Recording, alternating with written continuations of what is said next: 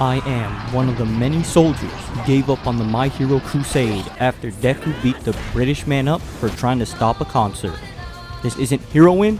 I didn't know what direction this series was trying to take, nor did I care anymore. That was until I saw Deku using 100% United States of Smash on these noobs in Fortnite. And I gotta say, these sons and daughters of bitches fucking did it. It's a massive step up in every aspect from the prior seasons. Finally, we get a season where it's entirely heroes fighting villains and no pussy schoolboy slap boxing in the restroom, but an actual full-on war with casualties on both sides and cities getting destroyed.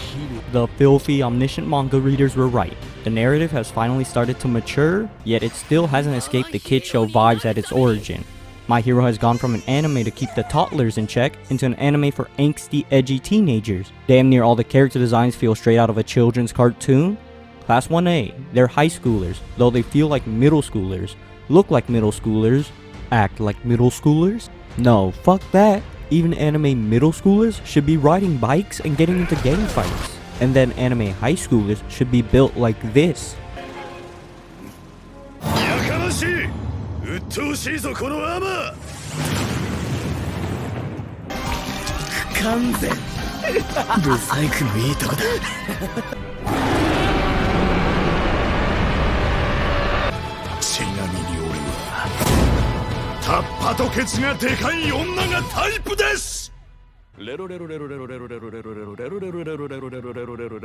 Was this season an improvement? Yes. Was it great enough for you to get back into My Hero? Hell no. Season 6 was enjoyable, nowhere near good enough though for the 2 shitty seasons and 1 meh-ass season you'd have to watch before this above average season. Animation was astounding at times.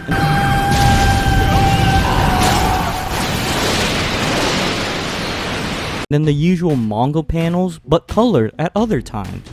But shit still had more animation than what we got in season 5. It's a shame because what this series needs is eye-orgasming animation to keep people hooked onto this basic plot. Demon Slayer, while the plot for the series is relatively simple like My Hero's, we're still gonna watch that shit for the mouth-watering, nut-busting animation. But hey, at least My Hero made a massive improvement this season with the mid-episode info cards that appear before and after the ad break. Before it was just a mugshot of the character. Now we have the character doing a pose with their name in a font fitting for them. But best of all, Deku's unnamed, uncredited best friend has made a triumphant return to stick up for Deku in his time of need.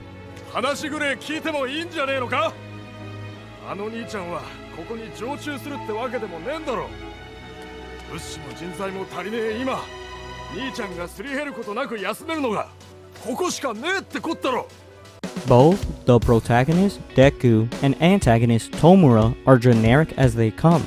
Their supporting cast members outshine these fuckers.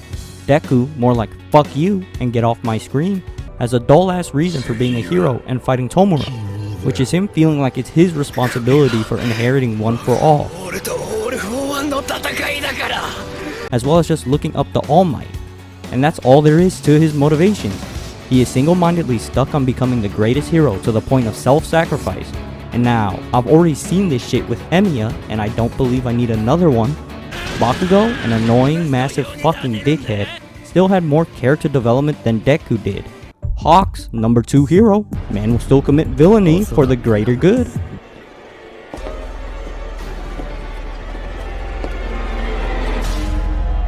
Endeavor? He's trying his hardest to prove to the citizens of Japan that he's capable of filling in the shoes of All Might.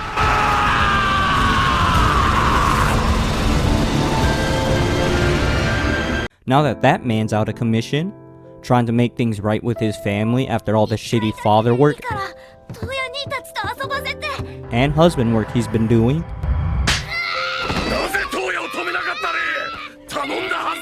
give me more of this soap opera. 妻と子らが楽しそうに食卓を囲んでいる。他愛のない会話で笑い合う。そんな小さな幸せを噛みしめるようにして。だが、その食卓に俺はいつもいない。Tomura and All for One's motives for being a villain is the generic "fuck the world, I'ma go and destroy it," or the "fuck, I really want to rule the world, so I will." Dabi though is one edgy motherfucker and I love him for it. He's fine the way he is. The man oozes cool guy badass energy and delivers on it. And his reasoning for all the villain shit he's been doing is actually engaging. Then there's also Twice, who had a phenomenal fucking character arc, or Stain, an ordinary looking motherfucker, but the reason why he became a villain is complex, and I can sympathize with them. That's why even after 4 fucking seasons, I still remember this man. Unlike this British boy, who I forgot about immediately after his arc finished. I don't need my main characters or main villains to have complex backstories where they were switched at birth due to a fucking curse that was passed down for generations because their ancestors happened to take a shit on a grave of the demon lord. No, all I need from them is a goal with some depth behind them, or a complex plan to fulfill that goal. The lewdness of the show also leveled up. Not only did Miriko come back hotter than ever, and now I finally see what she's truly capable of doing to me, and that turns me on. But not just Miriko. They finally gave us an armpit reveal for Bakugo, and then this shot with Midnight. They knew what they were doing, and you know what I'm about to be doing. My Hero has finally been somewhat enjoyable, but it took far too long for it to get to this point, whereas other Shonen Jump series were enjoyable from the get-go. And I hate to say it, but I can't see the future seasons of My Hero competing with anime like Jujutsu Kaisen, Demon Slayer, Hell's Paradise, or Bleach.